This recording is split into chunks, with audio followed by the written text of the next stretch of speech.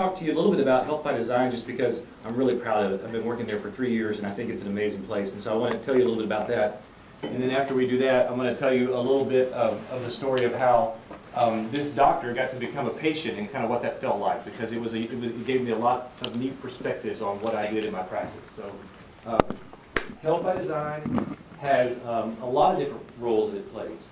We have a campus here in San Antonio where we do like Cooper Clinic style executive exam things.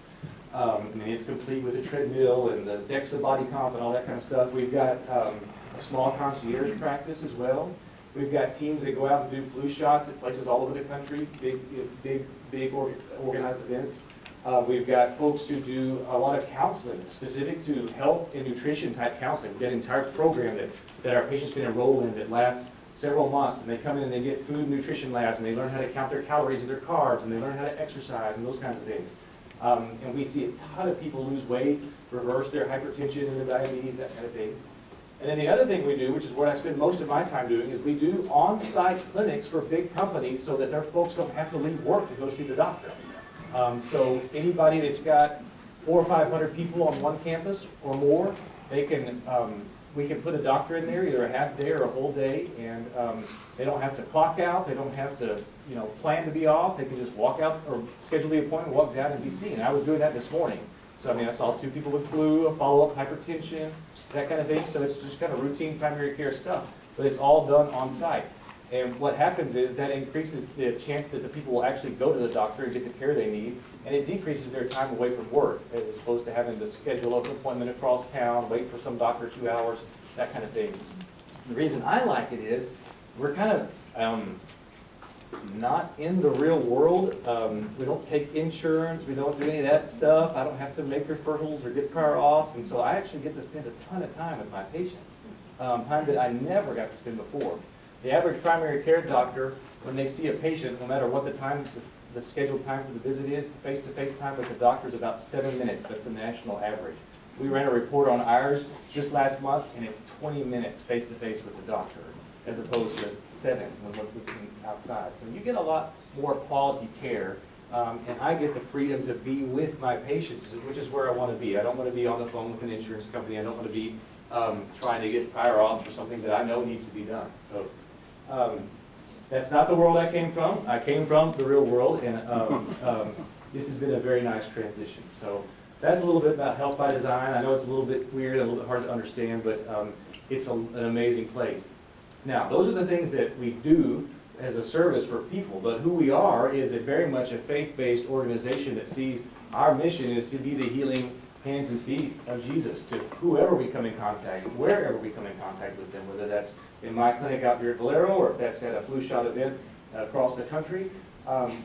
We believe those encounters are not by chance, and they are uniquely designed and put here by God, and we are focused daily in doing not just healthcare but ministry. And that part of our company continues to grow, but it's so neat to be a part of. It's so neat to see people lead prayer groups and Bible studies, and teams huddle up and hold hands and pray together before the clinic day starts and things like that. It goes on all over the place, and so it's truly a blessing to be there. I've really enjoyed it. It's been a blessing to me and my family. So before that, let me give you a little background, and I'll get into my story. I finished med school here in 2005, and I did a family medicine residency program here in town, and then I stayed on to teach at that family medicine program. So right before I finished med school, I went and got a checkup, just blood work, physical exam, all that kind of stuff, and everything was fine. And so I do like a lot of people do. I went and did residency and just focused on residency, kind of nothing else. You just kind of dive in, and that's all you do. And you don't eat right, you don't exercise, and I didn't eat right, and I didn't exercise, and I lived out of the hospital cafeteria, which interestingly enough is probably one of the worst places on earth to eat, is the hospital cafeteria. I gained some weight. So I gained quite a bit of weight, probably 25 or 30 pounds over the 3 years, which is a lot, I know. So once I finished residency, about 6 months after I got into practice and doing all, kind of got used to the routine, I went and got another checkup. And so same thing, I went and had the blood work and the physical exam, and my blood pressure was a little borderline, but nothing else was really abnormal on physical, and I hadn't felt terrible, just kind of felt lazy and like a slob, and I needed to do better to take care of myself. And my partner who did my exam, you know, this is the other thing, you don't really go to the doctor, you just curbside your partner about everything, you know, can you help me out here? So he called me back into the office and said, you need to come look at something. And he said, your hemoglobin A1C, which is a 3-month average of your blood sugars, is 8.0. So anything above 6.5 is diabetes. So this is full-blown diabetes. And so he's like, you know what you got to do. And I said, yeah, I know. And so I did it. I started counting calories and carbohydrates. Well, he said you start some metformin too. So I started some metformin, started counting calories and carbohydrates. This was right around the new year, like January. Signed up for a half marathon to run in late March. Started running every day, started counting the calories, counting the carbs. Ran the half marathon, survived it. 3 months later, I hadn't lost a pound. So I was in tears. You know, it was like I was eating like 1,200, 1,300 calories a day and running 20 miles a week, 25 miles a week. I'm like, what's this? So he's like, you know, it takes a while to reverse that metabolism. Just hang on. And so I signed up for a full marathon to run in November, and I kept running 5 days a week, 25 to 30 miles. And over the next 6 to 8 months, the weight came off, and I was actually back down to my, my high school playing weight by the end of the year. It took me a full year to lose it all, and my numbers improved greatly. My hemoglobin A1C came down to 5.6, I think, 5.6, which is normal. I mean, it's not even pre-diabetes anymore. It's just normal. So I was feeling pretty good, and so we just kept doing that. I kept watching what I eat, and I would sign up for like 1 marathon a year or some other kind of race, and I kept running, and everything was fine for a couple of years. The lab stayed great, I felt great, nothing was wrong, and then I started losing weight, and I was like, not trying to lose weight anymore. And I went in to see my partner, my doctor again, and my hemoglobin A1C was like 6.8. We're back in diabetes range. Like I said, I'm really doing all that I say I'm doing. I'm not lying to you. I'm exercising. I'm eating salad for lunch every day. I'm not eating carbs. And he said, well, I believe you. And I think he did. Let's just wait and see what it looks at next time. So we waited 3 months and repeated it again, and it was now in the 7 range. And I'm taking my metformin. All right, I'm doing all the stuff I'm supposed to do. And so I said, what do you think? This doesn't make a lot of sense to me. He said, I don't think it makes a lot of sense either. I think you need to go see an endocrinologist. So I said, do you have a recommendation? He's like, well, who do you use? And I said, well, I refer to so-and-so up at this clinic. And he said, well, why don't you let me call him and you go see him? So I did. I signed up. So I went into this very, very big endocrine specialty clinic. And I'd never been in it before. And it was, the waiting room alone was not quite this big, but it was big. I mean, it's huge. So there's a bunch of doctors in the practice.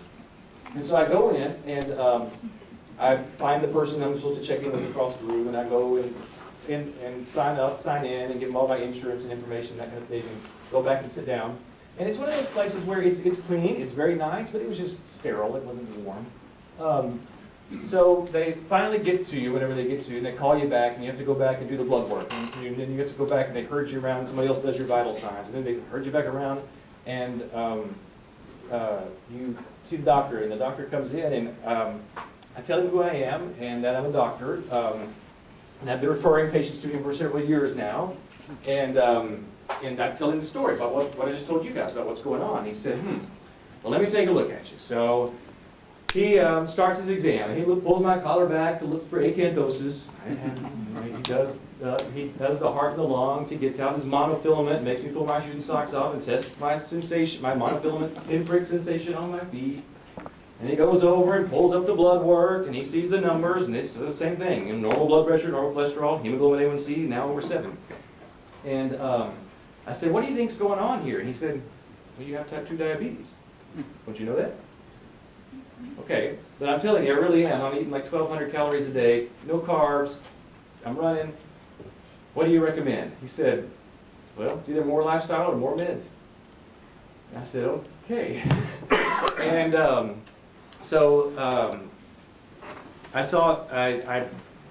went and hired a trainer. So started doing strength training, more lifestyle, right? We're going to increase the muscles, we're able to burn a little more sugar. Went back in 3 months, labs were worse. And I said, I really think there may be something else going on here. He said, no, you just need more meds. So this is after I've been, rushed around through all the turns. Oh, and I still had to go see the nutritionist too. She didn't even ask me about my diet. She just whips out the thing and starts. You need to eat this, this, this, and this. Okay. So I went back with my tail between my legs, very frustrated about several things. One is I felt like I was doing everything right, and my health was getting worse. And the other thing was I didn't feel like anybody was really listening to me when I was trying to tell them, look, I'm really trying here. I need some more help or some more answers. So I had, I was talking to other primary care doctors about this, my problem, and somebody said, don't you know Dr. So-and-so? And I'm like, yeah, I think he was in my med school class. Why don't you go see him? I didn't know him great, but I knew him. So I scheduled my appointment to go see him. So it's a smaller, much smaller waiting room I walk into. There's only 3 doctors in the practice. It's really very warm and cozy. As soon as you walk in the door, somebody meets you with the eye, and they welcome you and they greet you. And then when they call you to come back, somebody comes and gets you, and they take you back, and they do your blood work, and they do the vitals. But it's the same person the whole way. The whole way she's visiting with you about how are you doing, what's going on with your health, what kind of problems are you having. And then when you finally go in to see the doctor, they sit down and he puts his computer down and turns around and says, what's going on? So I tell him the story. And he says, something's not quite right here. I'm going to do some additional blood work on you. And so we ran another panel of blood work, and he called me back the next day and said, well, I figured out what's going on. You don't make any insulin at all. He said, you're not a type 2 diabetic. You're an adult onset type 1 diabetic, and you're not going to fix this with more lifestyle changes. You need to be on insulin. So he got me fixed up with an insulin pump, which I now have. I still run like 1 half marathon a year, but only a half, not full. But I tell you that story just to tell you that when your guys in the healthcare service are going to meet people at different places in their lives. And it may be something that's routine as a flu shot, and there's nothing really weird going on in their life, and there's not anything you're there to do other than to give them a flu shot. But it may be more than that. We had a really neat opportunity to have a Grace Prescriptions conference here in San Antonio just right at a year ago. And one of the presenters talked about he learned and taught himself before he went into any patient room, he would stop and ask himself, what is God doing in this person's life, and am I to be a part of it? And he would actually pray that to himself because he didn't want to miss the opportunities that he might be there to minister or to meet a need or answer a question or provide an encouragement. And we don't necessarily know what's going on. And so the first doctor I went to see was a good doctor. He did everything right. He checked checked for signs of diabetes, checked to make sure I wasn't having nerve damage. But when I told him that I felt like there was something else going on, he didn't hear me and didn't offer anything else. And so it's not necessarily his fault. It may be a system problem, honestly, because like I told you, having 7 minutes face-to-face with a patient, that's crazy for a 20-minute appointment. All you get is 7 minutes of doctor time. There's so many demands on us in the healthcare industry that sometimes we're just trying to put our head down and get through the day and do a good job. But sometimes God has brought somebody into your life where you're there to do more than just do a good job. You're there to be something for them. And I want you guys to be aware of that going into practice, however you practice, whatever you do. You're in the healthcare field. The chances are you're going to have some really neat God encounter types of things that God's put you there for. So be sensitive to that. The other thing that you have to do in order to be able to be available and sensitive to that is to take care of yourself. And so I don't advise going 3 or 4 years without a checkup and that kind of thing, because things get behind. And if you're going to be fully healthy and fully available to your patients, whoever they are or wherever they are, then you need to be healthy yourself. And so keep that in mind as you continue going through your training. One of the amazing things is, after a few years of seeing that, you start to pick up on different things, and you get to really enjoy the way God is using you. I was doing family medicine. I taught at Christus Santa Rosa downtown. I taught their residency program for several years. And I picked up a family that was a mom and two little boys. One of them was an infant who had just been born a couple of months before. And so we walked through several things over the course of 3 or 4 years together. The youngest had significant health issues that I helped him out with, and I knew Dad had left right after the youngest one was born. And so we had just a strong relationship, and I knew it was strong, but I didn't know how strong. I got ready to leave that practice and join Health by Design, and she stopped by and left me a letter. And in that letter she said, "You have been the father figure in my boys' lives." And I was like, wow, you don't realize how much of an impact you have when people come to you for needs and they come to you in a vulnerable state. And I knew we were close, and I knew that we had a good relationship, but I didn't know I was being the father figure for those boys. So there's all kinds of things going on that you don't see that you get to be a part of. So take time to make sure you take care of yourself so that you can be available for your patients and that you can meet them where they are. And you don't necessarily have to have all the answers. That's not what I'm saying here. But just be willing to listen. Sometimes that's enough. And make the most of this really neat opportunity you have to meet people in these vulnerable places. It's been truly a blessing to be a family doctor in several different settings. One where I did everything: OB, ER, delivered babies, lots of babies. And it was a lot of fun for a lot of years, but as my family grew, I needed to transition into something else where I wasn't up all night every third night. And so that's when I moved to Health by Design. And it's a totally different setting, but it's still just as an amazing opportunity to continue to meet people's needs and meet them where they are and be the healing hands and feet of Jesus Christ. So that's my story. I hope it helps. Thank you guys for paying attention.